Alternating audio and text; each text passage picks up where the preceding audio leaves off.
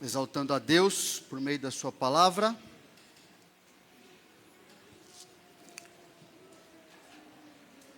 Temos aqui um visitante que faz tempo, que a gente não vê, né, Petrones?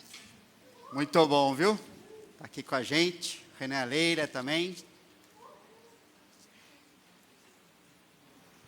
Muito bom.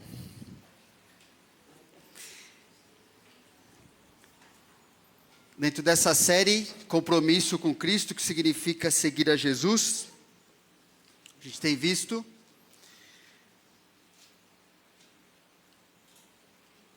que Jesus considera, dentro de Lucas 6, Jesus considera a vida transformada pelo Espírito Santo, por causa da confiança absoluta em suas instruções, como essencial à vida e ao ministério. Estamos num subponto, onde Jesus está apresentando, a partir do Sermão do Monte, aquilo que ele considera essencial aos seus discípulos.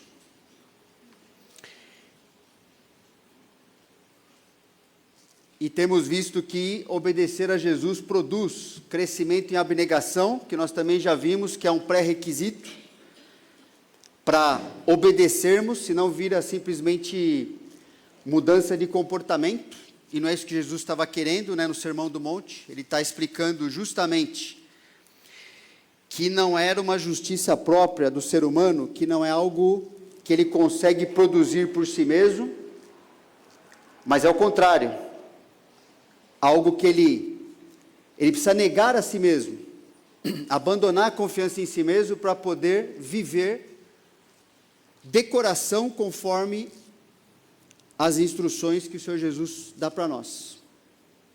E essa abnegação também produz um bem-estar. Vamos ver algumas coisas nesse sentido. A gente já viu que, começamos a ver pelo menos, que em cada conjunto de ensino dentro desse sermão, Jesus também está fornecendo a motivação que deve nos encorajar para obedecê-lo. A gente já viu que, baseado no Lucas 6, 27 a 31, conjunto do amor que responde à perseguição aberta, e que para mantermos nosso testemunho cristão perante os descrentes que nos maltratam, devemos praticar aquela regra de ouro: como quereis que os homens vos façam, assim fazei-o também vós a eles.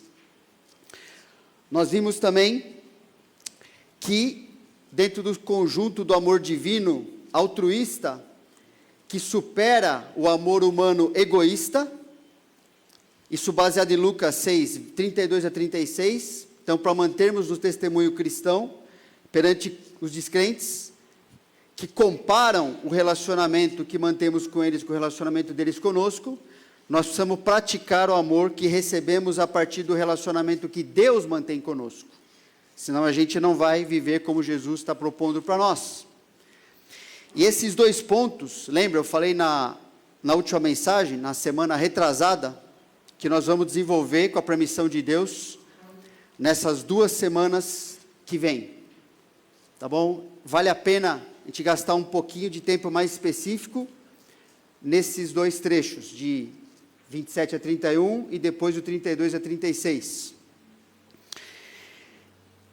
Então, na mensagem de hoje, que nós começamos a ver na última vez, Lucas 6, 37 a 38, não julgueis e não sereis julgados, não condeneis e não sereis condenados, perdoai e sereis perdoados, dai e dar-se-vos-á, boa medida, recalcada, sacudida, transbordante, generosamente vos darão, porque com a medida com que tiverdes medido, vos medirão também.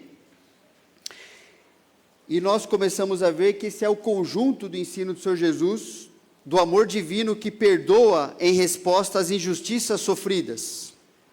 Então, para mantermos nosso testemunho cristão perante descrentes e até os crentes que pecam contra nós, devemos nos submeter ao modo como Deus nos trata quando cometemos injustiça contra os outros, porque a gente faz isso, certo? E nós vimos esses 3 pontos aí. praticar o critério bíblico no julgamento, é o que a gente deve fazer, que o texto nos ensina, praticar o perdão bíblico no relacionamento e praticar a bondade bíblica no relacionamento. Agora, Jesus não está proibindo todo tipo de julgamento, certo? Porque se fosse assim, não poderíamos discernir o pecado de ninguém, nem o nosso, e não poderíamos exercer o ministério de repreender e corrigir alguém, como é ordenado em toda a Bíblia. Tem vários trechos, coloquei alguns aqui no material que vocês vão receber. O que Jesus está proibindo, então,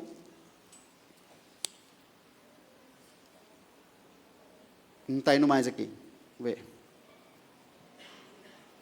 Não sei se deu uma travadinha aí.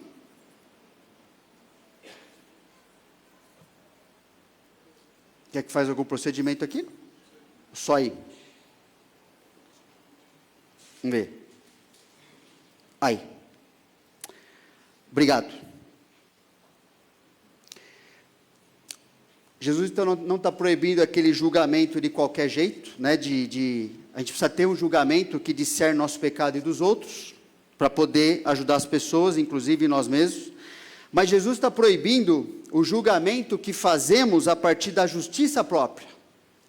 Porque todo o Sermão do Monte, Jesus está lidando com essa questão. Ele está comparando a justiça própria, o autoconceito, os critérios baseados no ser humano, e lá em Mateus, onde é desenvolvido com mais detalhes o sermão, ele mostra, fala para os discípulos, olha, a justiça que Deus implanta no nosso coração, né? Aquilo que Ele faz em nossa vida, se vocês são discípulos, vocês vão ser capazes de demonstrar, e vão ter que demonstrar uma justiça de coração que supera em muito a justiça dos fariseus, que era uma justiça baseada no comportamento, naquilo que eles eram capazes de fazer, e queriam se medir e medir os outros baseado nesses critérios. Ele falou, aquela justiça, a lei que funciona no coração do salvo, ela vai produzir uma mudança profunda, verdadeira, permanente, crescente, não simplesmente comportamento hipócrita, que não muda o coração, que não reflete um coração que está em mudança. Então, Jesus está proibindo o julgamento que a gente faz a partir da justiça própria, como os fariseus faziam, usando nossos próprios critérios para avaliar motivos e ou a espiritualidade dos outros. Porque se julgarmos os outros com base em nossos critérios, Deus irá se relacionar conosco baseado em nossos critérios, que a gente escolhe para substituir os critérios justos e misericordiosos com que Ele nos trata. Então é uma escolha. Você quer que Deus se relacione com você baseado no seu critério de justiça própria? Todo mundo está condenado nesse critério. Todo mundo está perdido. Todo mundo não tem esperança. Agora, se basear no critério que Deus usa, que é o único verdadeiro, que é a sua palavra, que é o que Ele está fazendo em nossa vida, aí sim. Por isso, 2 trechos de exemplo. Em Mateus 6,15, falando do perdão, Jesus fala, se porém não perdoardes aos homens as suas ofensas, tampouco vosso Pai vos perdoará as vossas ofensas. Ele está dizendo que a nossa salvação depende do que a gente faz? Não é disso que Jesus está falando. Ele está falando que o relacionamento que nós mantemos com Deus, seja a nossa comunhão, para que não haja impedimento nesse relacionamento na vida do discípulo, a gente precisa praticar com os outros o que Deus pratica conosco, que é o perdão. Se não acontecer isso, você está falando para Deus, eu quero substituir o critério que o Senhor dá para mim, que é o teu perdão, pelo meu critério, que é exercer ou não alguma coisa baseado na minha justiça própria, naquilo que eu quero que as pessoas sejam tratadas, como elas precisam ser tratadas, o meu tribunal pessoal. E por isso Jesus também, em Mateus 18, já mencionou um pouquinho, Mas aquela parábola dos 2 servos, lembra? Bem conhecida, né? O que devia muito, o que devia muito menos. O que devia muito é perdoado, o que devia muito menos não é perdoado por aquele que devia muito. E, no final, a conclusão é justamente a mesma. Então o seu senhor, chamando-lhe, disse: servo malvado, perdoei-te aquela dívida toda porque me suplicaste? Não devias tu, igualmente, compadecer-te do teu conservo, como também me compadeci de ti? Indignando-se o seu senhor, o entregou aos verdugos, até que lhe pagasse toda a dívida. Assim também meu Pai Celeste vos fará, se do íntimo não perdoardes cada um a seu irmão. Percebe? Mesmo ensino.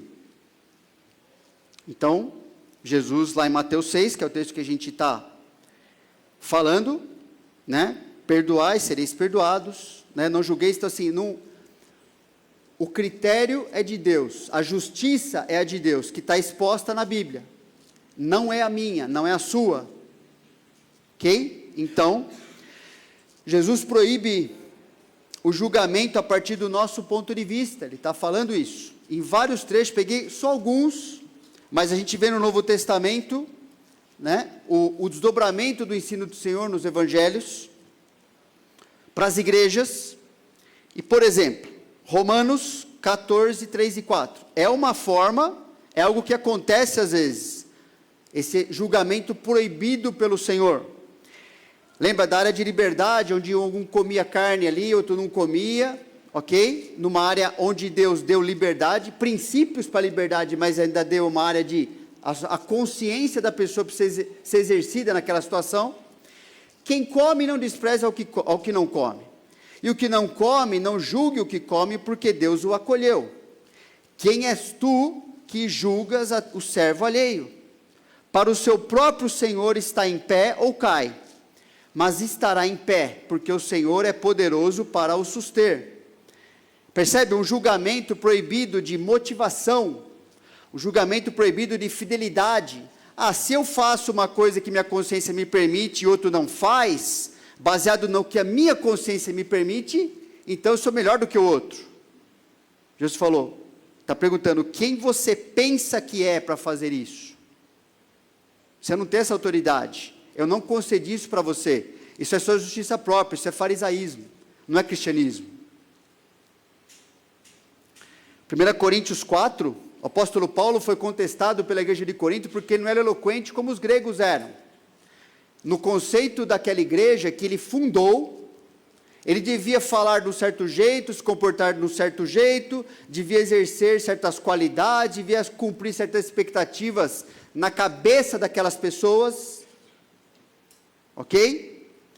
E Paulo tem então que parar na sua carta ali em 1 Coríntios, que ele está exortando uma lista de carnalidade naquela igreja, e ele tem que falar a respeito de como aquelas pessoas o enxergavam, baseado nos critérios do coração deles.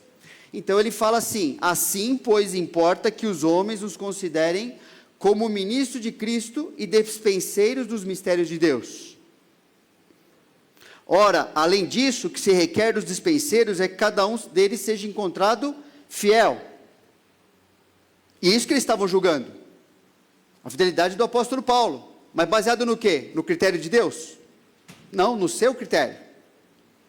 Todavia, a mim muito pouco se me dá de ser julgado por vós ou por tribunal humano, nem eu tampouco me julgo a mim mesmo, eu tampouco julgo a mim mesmo, porque de nada me argui a consciência, contudo, nem por isso me dou por justificado, pois quem me julga é o Senhor.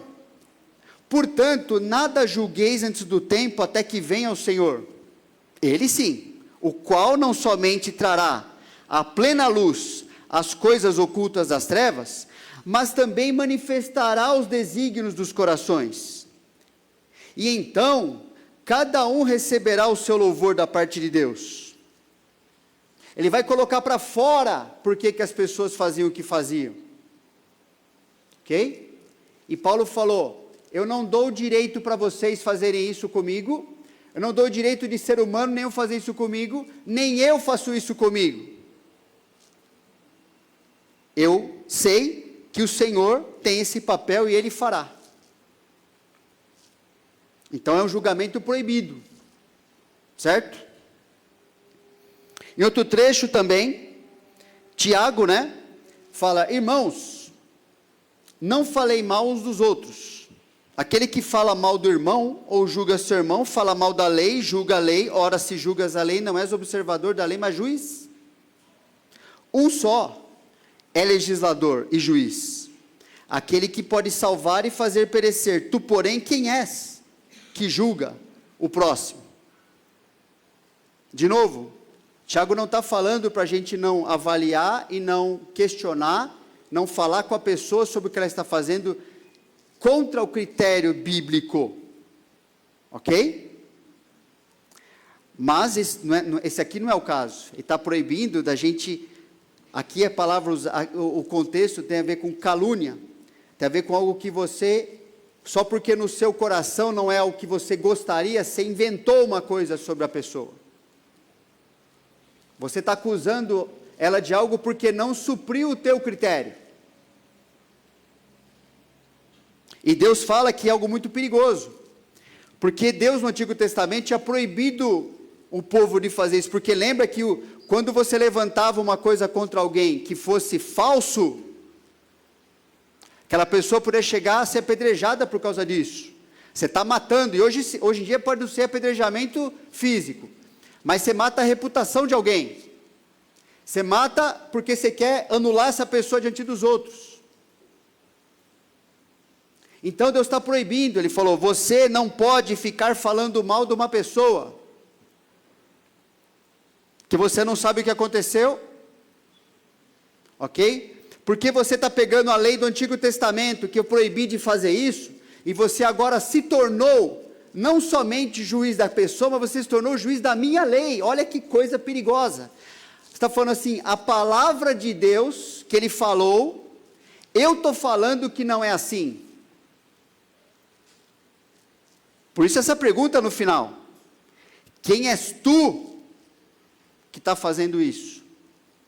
E falou no Novo Testamento.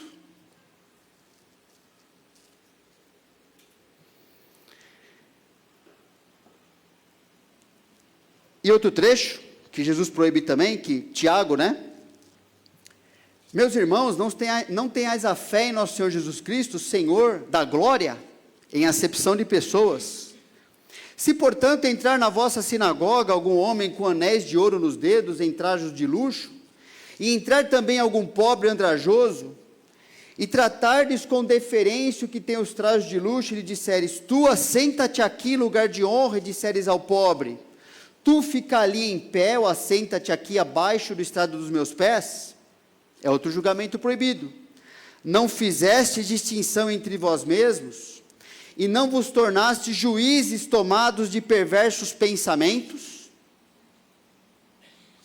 Tiago nem está falando aqui exatamente quais são os perversos pensamentos, mas uma coisa ele está falando: o coração da pessoa que está fazendo isso está lotado de perversos pensamentos. E se você sentar com ela, e ela for honesta, ela vai ser capaz de perceber, com uma certa ajuda, que o que ela está fazendo ali, eu tenho esse problema com isso, meu coração está agindo dessa forma, eu prefiro essa pessoa e não aquela, porque realmente eu estou buscando isso aqui, eu acredito nessa bobagem na minha cabeça, eu acredito nesse valor mundano que ainda permanece na minha vida, e por isso está produzindo esse tipo de acepção. Então Jesus falou, e os apóstolos falaram: não faça isso, porque você só está demonstrando que o seu coração está tomado de uma perversidade, e precisa ser tratado. E lembre, isso aqui não está falando, isso aqui está sendo usado como exemplo, em relação, porque algo era muito evidente, naquele contexto, o rico e o pobre. Agora, pode fazer isso com qualquer tipo de pessoa, com qualquer critério que permanecer no seu coração. Já falamos na mensagem passada, lembra? Algumas mensagens, não lembro? Sei que foi falado, que essa questão de, percebe critérios de afinidade, essas bobagens que a gente inventou na nossa cultura, vê o que Deus pensa disso, vê se achar um versículo na Bíblia sobre isso.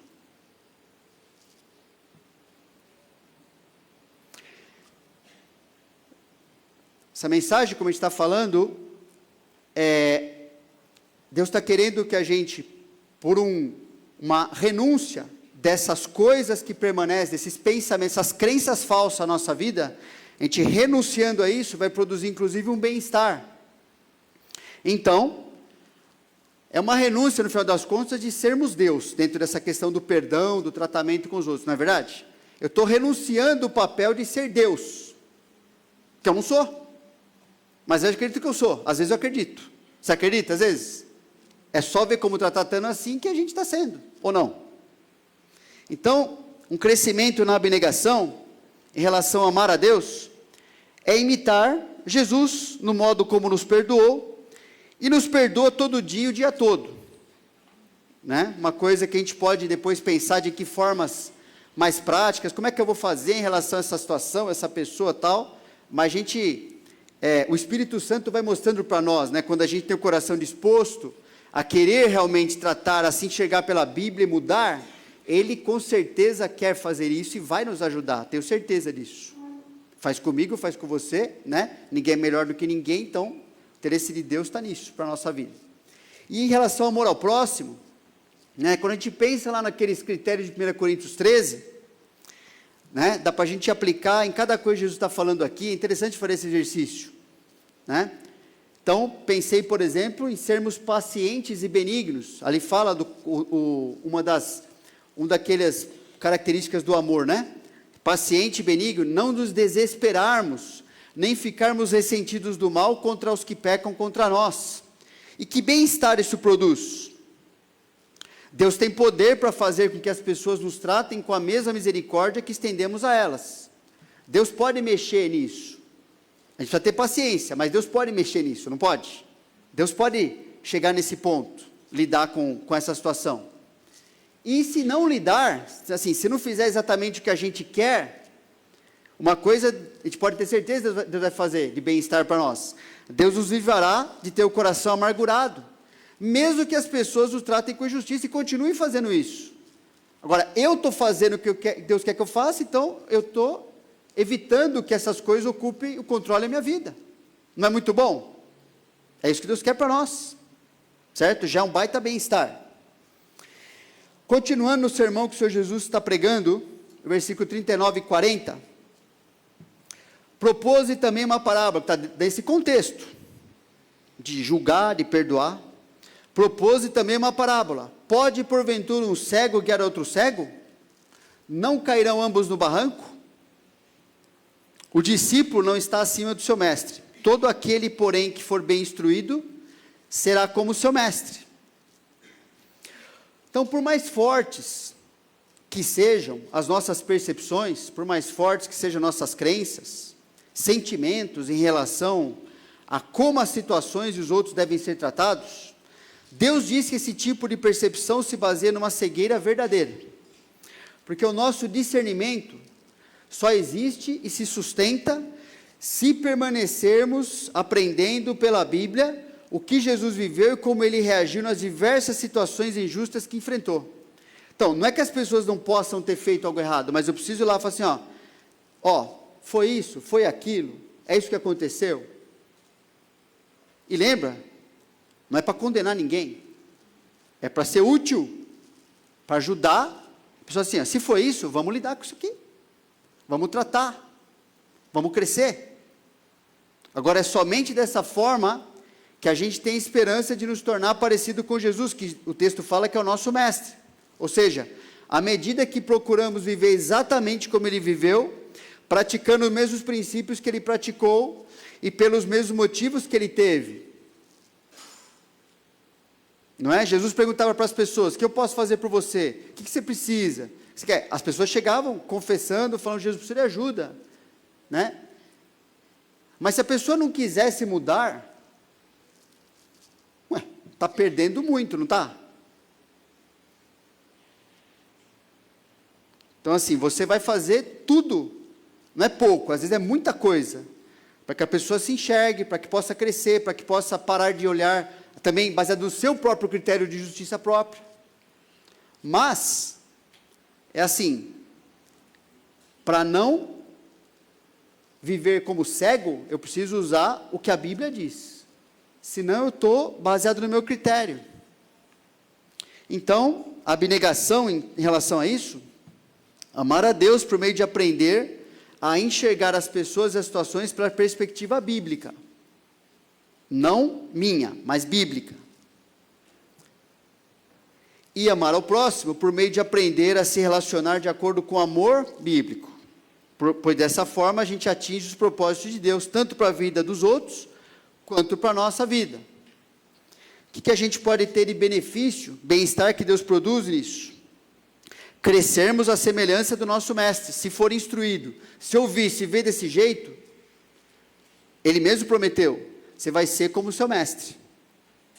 Então, se adotar a instrução dele para a minha vida, eu vou ser como ele.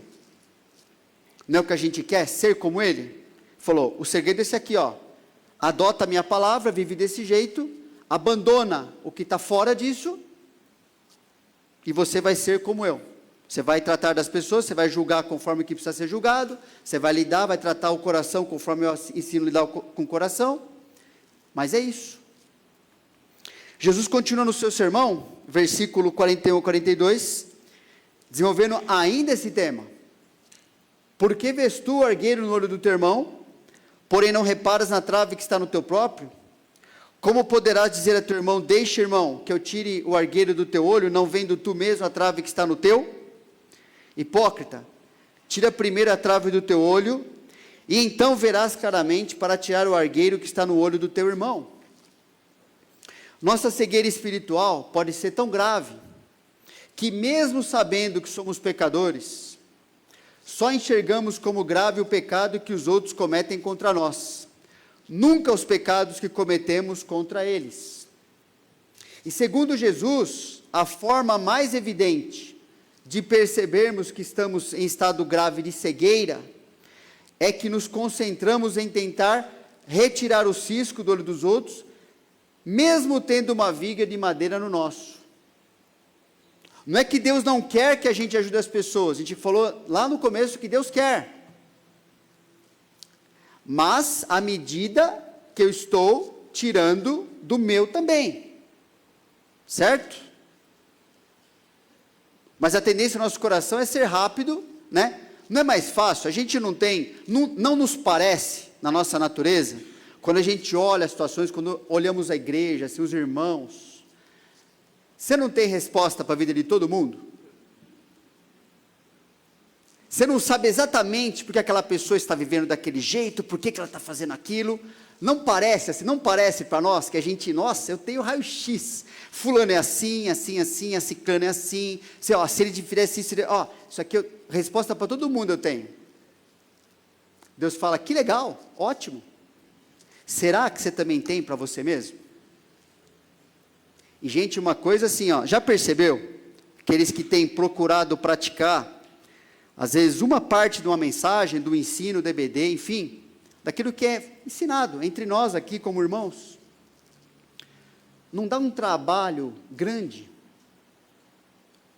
assim, separar um tempo, e agora eu vou pensar nisso na minha vida, agora eu vou ver, eu vou lá na palavra, sabe, devocional decente, né, assim, vai lá, mexer com isso, agora eu vou ficar aqui, e fala com quem conhece você, nossa, mas tá difícil esse negócio, e vai, e volta, dá uma canseira, não é? É difícil. Pode ser que por ser difícil, e humilhante, e uma série de coisas, seja muito mais fácil fazer isso em relação aos outros. Porque não dá tanto trabalho, principalmente se você não se dispõe a ajudar a pessoa a crescer. Porque falar, né, falar o que está errado, pessoal, às vezes até o mundo fala o que está errado, não precisa nem ser nem crente. Se envolver para ajudar a pessoa a sair do erro, com a motivação certa, por causa do bem da pessoa, daquilo que Deus quer produzir na vida dela, aí dá trabalho. Jesus fala assim, faz esse trabalho com você, para que você veja, enxergue, que dá trabalho, E que você, quando faz isso, você está sendo apto agora para ajudar outra pessoa também a fazer a mesma coisa. Deus não está desencorajando o ministério, percebe, de ajudar as pessoas, não é isso não. É o contrário, ele fala assim, ó, mas para o ministério ser do jeito que Deus planejou, tem que estar acontecendo na nossa vida ao mesmo tempo. Senão é fajuto. Senão é só acusação. E Jesus falou, não foi nós, não foi IBNA, Jesus falou que isso é hipocrisia. E a hipocrisia é o que impediu, né? A hipocrisia, a gente ajudou, lembra quando falamos aquela série sobre hipocrisia? A hipocrisia está diretamente ligada à incredulidade. Né? Como é que eu vou crer e mudar, porque mudar é um resultado do crer. Como é que eu vou crer, fazer mudança que eu preciso, se eu me enxergo que eu não preciso de mudança? A hipocrisia impede a crença. E é o que os fariseus viviam, não é? Eles olhavam para Jesus como alguém inferior a eles. O senhor não alcança certos critérios nossos para um mestre, para um monte de coisa lá. Então não ouviam Jesus, não submetiam a Jesus, aquela vidinha lá que eles tinham. É uma escolha. Jesus não está considerando a iniciativa de ajudar os outros em seus pecados, não está condenando a iniciativa de ajudar os outros em seus pecados, mas considerando ou condenando a hipocrisia. Que ela se mostra de que forma? Nesse trecho que a gente leu. Falta de iniciativa em tratar dos nossos próprios pecados, falta de competência em ajudar os outros, uma vez que nem sabemos tratar dos nossos pecados, mas nós não sabemos, não é porque a gente não tem capacidade dada pelo Espírito, é porque a não fazer aquilo, a gente não sabe também, né? Não é que Deus não deu competência, é que eu não estou usando o que Ele me deu. A falta de usarmos critérios bíblicos para discernir e tratar pecados verdadeiros, né? Então, conhecemos o que Ele diz na sua palavra, e mesmo assim a gente continua utilizando o nosso critério pessoal para julgar e tratar os outros. Jesus está condenando isso. E condenando a falta de humildade, de, tendo conhecimento e até tratado de tantos pecados em nossa vida, enxergar o pecado dos outros como se fossem mais graves que os nossos. Então, como a gente pode crescer em abnegação aqui? Amar a Deus por meio de tratar dos seus pecados de forma bíblica. É a maior evidência de abnegação, porque interrompe a continuação de viver para agradar a si mesmo. Como é que eu sei que eu posso ser alguém, estou negando a mim mesmo perante Deus? Trato dos meus pecados, porque eu estou afirmando, ao tratar do pecado, estou falando assim, eu não quero mais viver para mim mesmo. Eu cansei, não quero mais, estou desistindo, estou abandonando isso aí.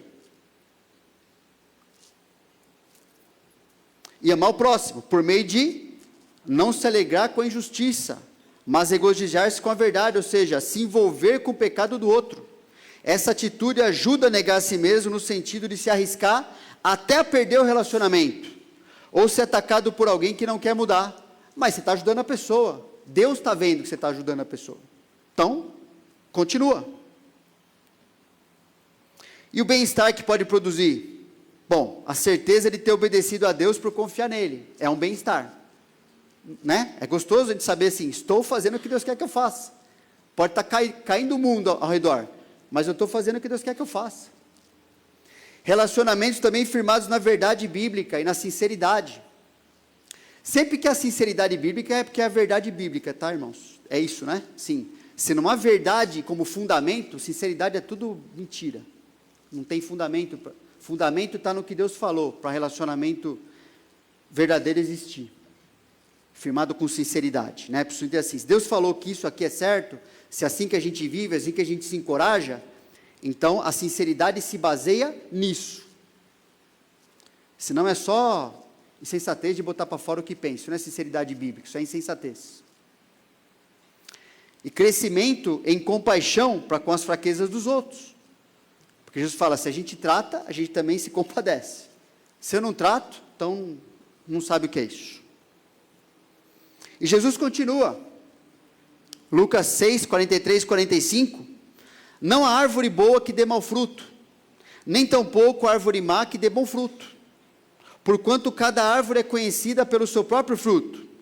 Porque não se colhem figos de espinheiros, nem dos abrolhos se vindimam uvas. O homem, vira a página aqui, o homem bom, do bom tesouro do coração tira o bem, e o mal, do mau tesouro tira o mal, porque a boca fala do que está cheio o coração. Aqui temos um outro conjunto, né? O conjunto do discípulo verdadeiro em contraste ao impostor. Para mantermos nosso testemunho cristão perante os descrentes e até os crentes, devemos reconhecer a condição atual do nosso coração, que se revela por meio do nosso comportamento, E os critérios da palavra de Deus nos informam se estamos sendo bons ou maus no nosso comportamento. Aí ele vai mostrar o que está acontecendo lá no nosso coração. Então, quando Deus instrui seus filhos, nos está fazendo isso aqui com a gente hoje de manhã, e mostra a nossa condição espiritual, não é para nos condenar. Deus já poderia ter feito isso, se Ele quisesse, se fosse o seu interesse, se fosse o seu alvo, Ele poderia ter feito simplesmente nos deixando acreditar em nosso próprio coração cheio de justiça própria, como está lá em Romanos capítulo 1, 18 até o capítulo 3, versículo 20. Todos esses capítulos de Romanos falam que como é que o ser humano vive na sua justiça própria, seja ele um religioso, um imoral, um judeu, um gentil, um moralista, não interessa. Basta para ser condenado, Deus simplesmente permitir que a gente acredite na nossa justiça própria. É suficiente ficar contente consigo mesmo e ir para o inferno e depois para o lago de fogo, que é o que a gente merece. Mas Deus, né, os mas Deus na Bíblia são muito bons, né?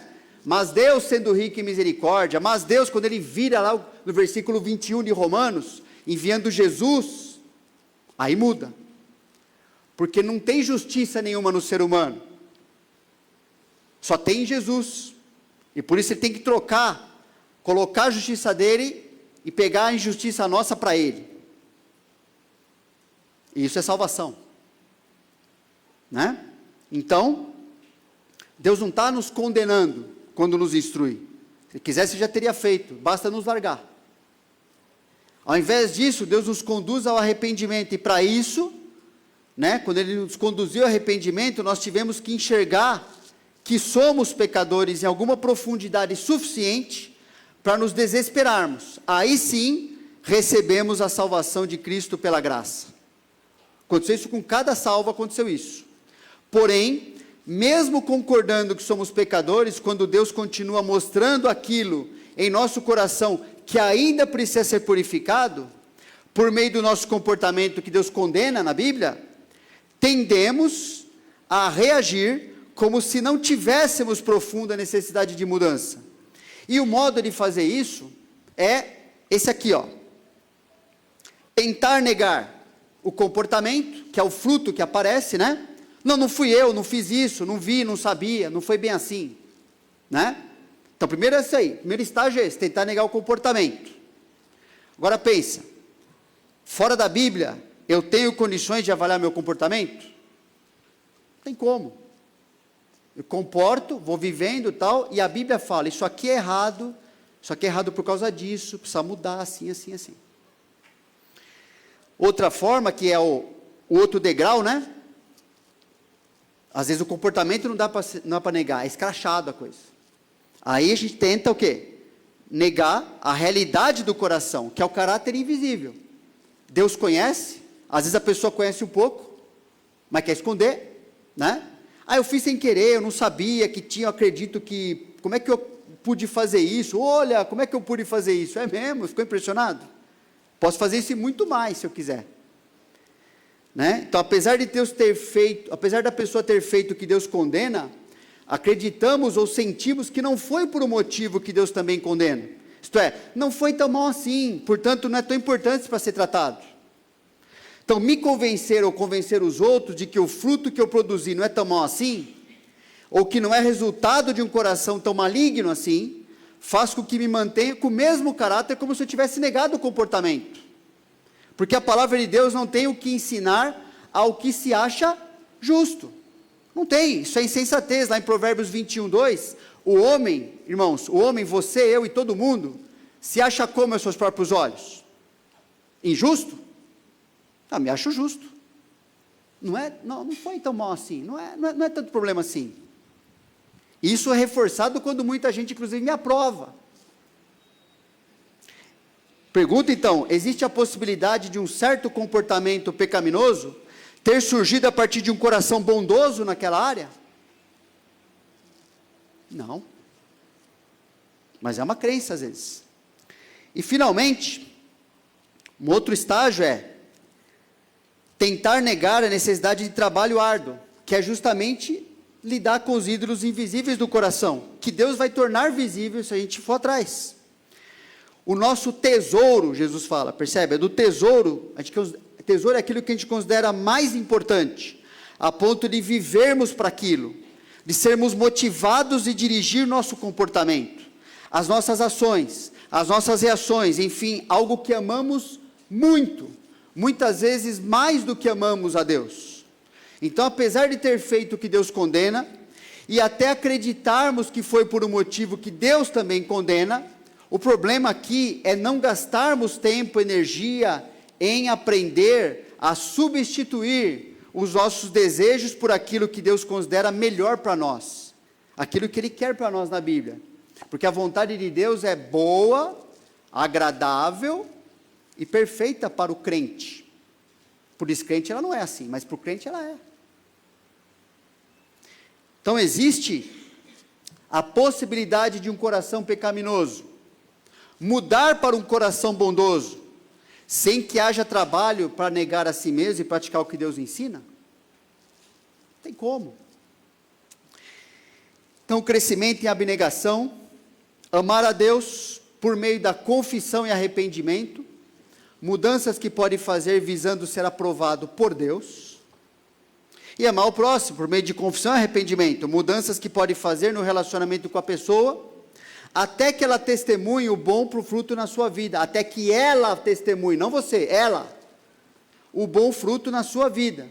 Agora é lógico, que a pessoa pode ser perversa e tentar, não vou deixar essa pessoa, ela tem que ficar vivendo, é meu escravo agora, não, ok? Mas o que ela falar para você, você também avalia na Bíblia.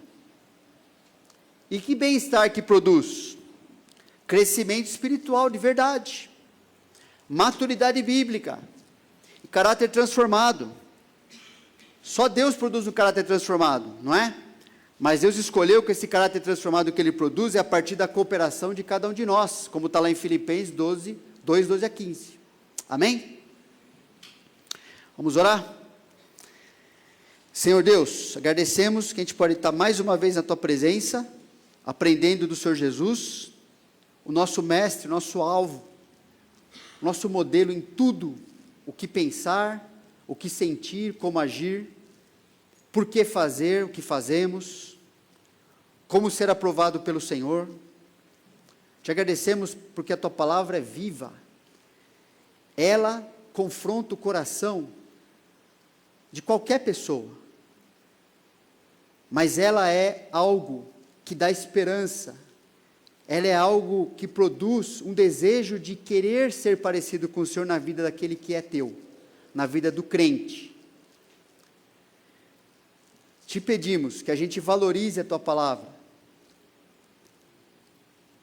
nos curvando diante dela, para obedecer para ser aprovado pelo Senhor, para agradar o Senhor, para crescermos também, para experimentarmos o bem-estar que o Senhor tem preparado para nós, porque muitas das lutas, dos sentimentos, das coisas que a gente enfrenta, tentando atribuir a outra coisa, na verdade, o Senhor nos ensina que é a ausência, muitas vezes, uma negligência, de não vivermos conforme o que o Senhor nos prometeu, conforme o que o Senhor nos dá de graça, as Tuas instruções, a direção segura que o Senhor nos dá, que quando praticada, quando levada a sério, quando a gente enxerga Jesus como o Senhor, praticando o que Ele falou, nós vamos experimentar uma vida do jeito que Ele também prometeu. E esse é o nosso desejo, que a Tua palavra fale para nós, cada um aqui de maneira individual, na necessidade de cada um, para que agrade ao Senhor de verdade, no Teu critério, não no nosso, no Teu. É o que te pedimos e te agradecemos, porque o Senhor tem trabalhado na nossa vida nessa direção. E te agradecemos em nome do nosso Senhor Jesus Cristo. Amém. Intervalo.